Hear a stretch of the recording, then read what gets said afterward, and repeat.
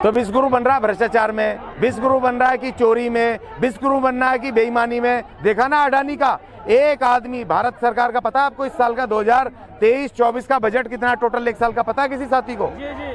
जी बताइए। 45 लाख करोड़ रुपया, एक ही बात है 44-45। और नुकसान कितना हुआ है एक पूंजीपति का? एक नुकसान कितना हुआ है? 11 नहीं, LIC छोड़ो, 11 लाख करोड़ रुपए। मतलब पूरे टोटल साल के बजट का भारत के 25% हिस्सा भारत का, इस देश के गरीब नागरिकों का पैसा एक पूंजीपति ने बेईमानी से डुबो दिया, खत्म कर दिया। कैसे भाई जाग जाओ, एक साल बचा चुनाव में, हमें हमारा अधिकार दे दो।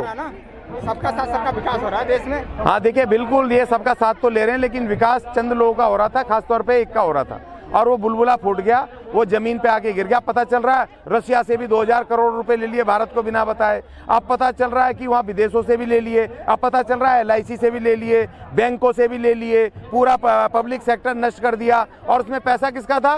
पैसा हमारा था, सरकार मजदूरों का, हमारे सफाई कर्मचारियों का 8000 10,000 आता है वहाँ ठेके का पैसा, जिससे कि हम अपने 100-200 रुपए छोड़ते हैं बचत के, उसको ले उड़ा अडानी, अंबानी, ये सारे लोग लेकर के उड़ रहे हैं और विदेशों में ये उसके अयासी कर रहे हैं। और अब पता चल रहा है कि ये तो फर्जी बनाया था। LIC ने तो ऐलान कर दिया ना कि जो पैसा आम जनता ने लगाया था वो सुरक्षित है। हाँ, तो अभी मोदी जी बैठे ना, इसलिए ऐलान कर दिया 2024 में जाने दो और बहन मायावती जी को प्रधानमंत्री बनने दो।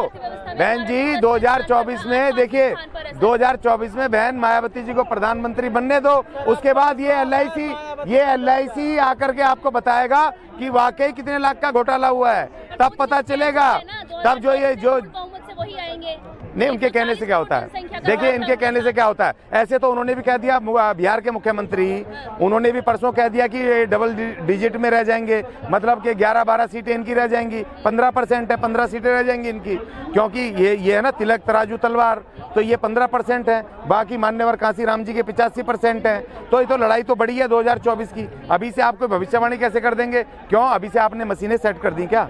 अभी आपने इलेक्शन कमीशन के उसको जो आप धनुष बाण दिलवा दिया शिवसेना का दूसरे को, तो आपने क्या जो इस्टेब्लिशमेंट है उन पे कब्जा कर लिया क्या? देखिए, हम ये बड़ी बातों पे बात नहीं कर रहे हैं, हम ये बात कह रहे हैं कि हमारा सफाई कामगार जो इस देश में सबसे कमजोर है, जातिगत रूप से, आर्थिक रूप से, शैक्षणिक रूप से, सामाजिक रूप से, राजनीतिक रूप से, जो सबसे नीचे की पायदान पर है, उसको तुम कब उठाओगे भाई?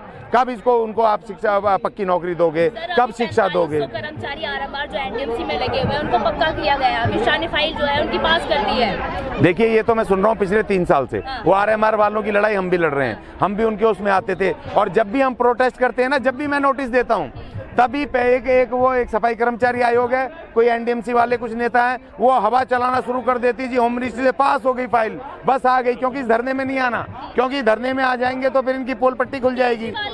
ट्वीट किया है कि पास हो गई ये फाइल। अरे तो ये बहुत पास हो रही है बहन जी। वो देखो, जब तक हमें अपॉइंटमेंट लेटर नहीं मिलेगा सैनो का, हमने केजरीवाल साहब को लिखा है, ये अरविंद केजरीवाल साहब को लिखा है, NDMC तुम्हारे अंडर, MCD तुम्हारे अंदर हो गई, अब उनका मेयर बन गया कल, दिल्ली सरकार पे तुम 3 बार से यहाँ पर हो, तो भैया पक्के दिल्ली से कर दो।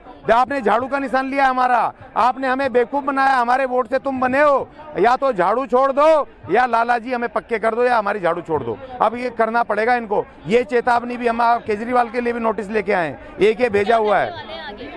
आगे हम नवंबर में करेंगे पूरी दिल्ली की सड़कों, हम यहाँ नहीं आएंगे, अब ये हमारे घरों पर आएंगे और हम अपने घर के बाहर की सड़क पे आकर के परिवार के साथ बैठ जाएंगे। अब हम पूरी दिल्ली में जहां हमारे घर हैं उसके सामने की जो मुख्य सड़क है, हम परिवार के साथ वहां के बैठ जाएंगे। अब हम पूरी दुनिया को दिखाएंगे, ये जो छींक भी मारते हैं ना, दुनिया में डंका बज रहा है, अब हम भी दुनिया में डंका बजाएंगे कि देखो इस देश की हिंदूवादी सरकार, हमें जो मुगलों से लेके आज तक हिंदू, हम इस भरोसे पे बने रहे कि इस देश में हिंदूवादी सरकार आएगी और हमें पक्का करेगी। हमारे हिस्से